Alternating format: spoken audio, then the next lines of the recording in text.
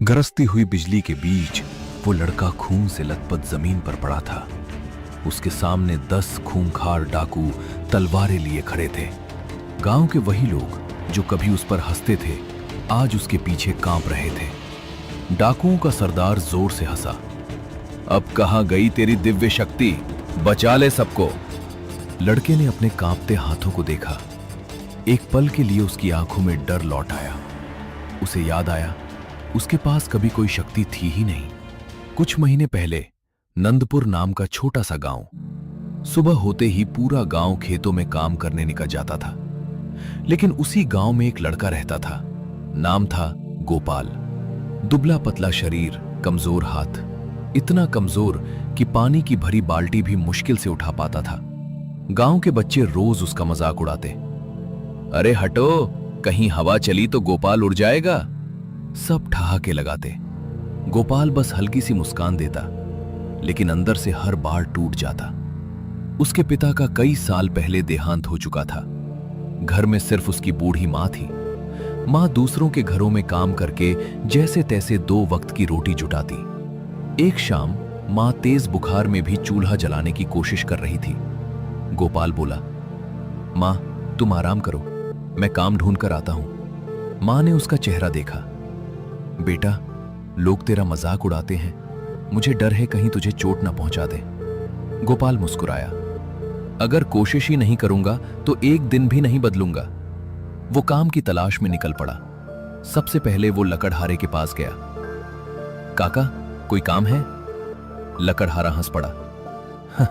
तू लकड़ी उठाएगा, पहले खुद को उठा ले। पास खड़े लोग भी हंसने लगे। गोपाल चुपचाप लौट आया। फिर वो किसान के पास गया। चाचा, खेत में काम कर दूं? किसान ने उसे ऊपर से नीचे तक देखा। बेटा, तू आधा घंटा भी काम नहीं कर पाएगा। फिर वही हंसी।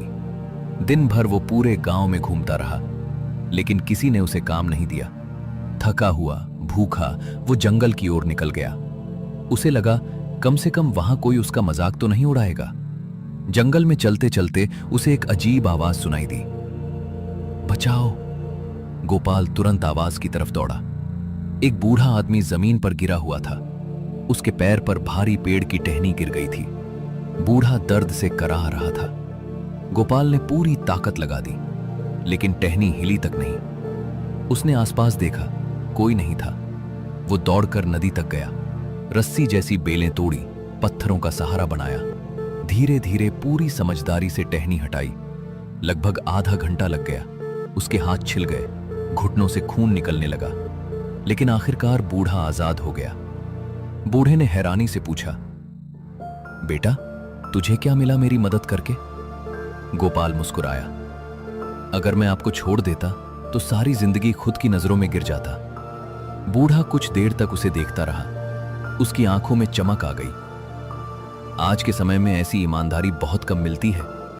उसने अपनी झोली में हाथ डाला। एक पुरानी सी लकड़ी की माला निकाली। इसे पहन लो। गोपाल ने पूछा, यह क्या है? बूढ़ा गंभीर चेहरा बनाकर बोला, यह साधारण माला नहीं, इसमें प्राचीन देवताओं का वरदान है। गोपाल की सांसें तेज हो गईं। सच? बूढ़ा बोला, जिस दिन तू खुद पर पूरा विश्वास कर लेगा, उस दिन तेरे अंदर ऐसी शक्ति जागेगी जिसे दुनिया चमत्कार समझेगी। गोपाल की आंखें चमक उठीं। उसने दोनों हाथ जोड़कर माला ले ली। धन्यवाद बाबा। बूढ़ा मुस्कुराया। याद रखना, शक्ति बाहर नहीं, अंदर होती है। लेकिन गोपाल उस आखिरी बात पर ध्यान ही नहीं दे पाया। उसके दिमाग में सिर्फ एक बात घूम रही थी, मेरे पास दिव्य शक्ति आ गई है। वो खुशी खुशी गांव लौटने लगा। रास्ते में अचानक एक बैलगाड़ी गड्ढे में फंसी हुई दिखी। 4 आदमी मिलकर भी उसे नहीं निकाल पा रहे थे। पहले वाला गोपाल होता तो बिना रुके आगे निकल जाता, लेकिन आज उसने अपनी माला को छुआ। दिल में बोला, मेरे अंदर दिव्य शक्ति है। वो गाड़ी के पीछे खड़ा हुआ, गहरी सांस ली, पूरी ताकत लगाई। धक्का!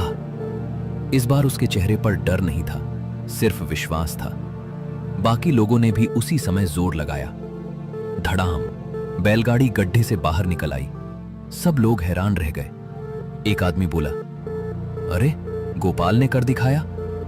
दूसरा बोला, लगता है लड़का बदल गया है। गोपाल के चेहरे पर पहली बार गर्व दिखाई दिया। उसने मन ही मन कहा, सचमुच बाबा का वरदान काम कर रहा है।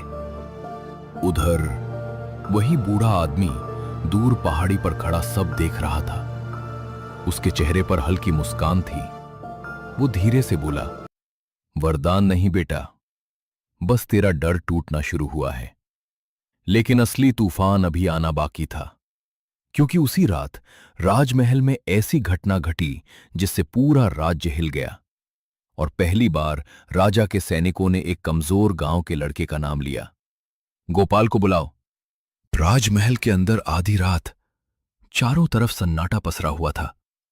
अचानक धड़ाम, खजाने वाले कक्ष का विशाल लोहे का दरवाजा अपने आप बंद हो गया। अंदर से सैनिकों की चीखें गूंजने लगीं। बचाओ, कोई दरवाजा खोलो। राजा वीरेंद्र सिंह अपनी तलवार लेकर दौड़ पड़े। महल के सभी मंत्री, सैनिक और सेवक वहां इकट्ठा हो गए, लेकिन दरवाजा किसी भी कीमत पर नहीं खुल रहा था। 10 सैनिकों ने मिलकर धक्का लगाया, कुछ नहीं हुआ। लोहे के बड़े हथौड़े से वार किए गए, दरवाजा जरा भी नहीं हिला। अंदर से आवाजें धीरे धीरे बंद होने लगीं। सबके चेहरों पर डर साफ दिखाई दे रहा था। राजा गरजे, अगर मेरे सैनिकों को कुछ हुआ तो पूरे राज्य की सुरक्षा खतरे में पड़ जाएगी। उसी समय महल का सबसे बूढ़ा प्रहरी बोला, महाराज, ये साधारण घटना नहीं है। ऐसा ही दरवाजा 30 साल पहले भी बंद हुआ था। तब पूरे राज्य में अफरा तफरी मच गई थी।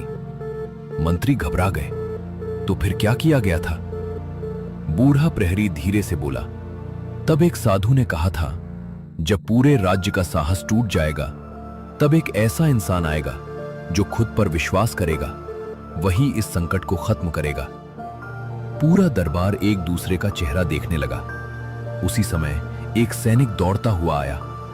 महाराज, नंदपुर गांव में एक लड़के ने अकेले बैलगाड़ी निकाल दी।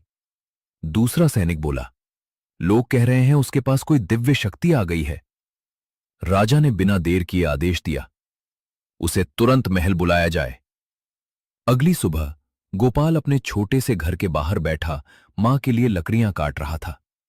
तभी घोड़ों की तेज आवाज सुनाई दी। पूरा गांव बाहर निकल आया। राजा के सैनिक सीधे गोपाल के घर के सामने रुके। गांव वाले हैरान रह गए। एक सैनिक ऊंची आवाज में बोला, क्या तुम गोपाल हो? गोपाल घबरा गया।